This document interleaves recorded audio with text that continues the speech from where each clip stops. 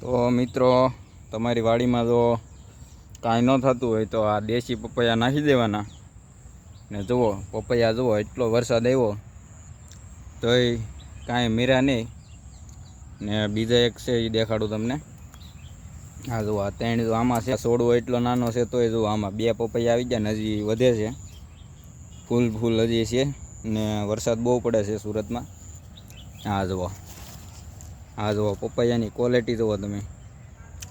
ઠેઠ ઓલા સુધી પપૈયા આવી જાય તો ખાસ કરીને કાંઈ થતું ન હોય એવી જમીનમાં પોપિયા નાખી દેવાના. આ બાજુ જુઓ પાકવા આવી ગયેલું છે.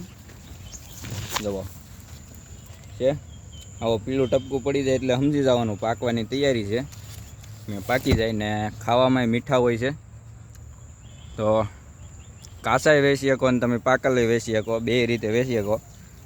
એમને પડેલી જમીનમાં નાખી દેવા બીબડા એટલે તમારે થઈ જાય મસ્ત મજાના. તો આવા નવા વિડીયો જોવા હાટુ ચેનલને સબસ્ક્રાઈબ કરી નાખજો.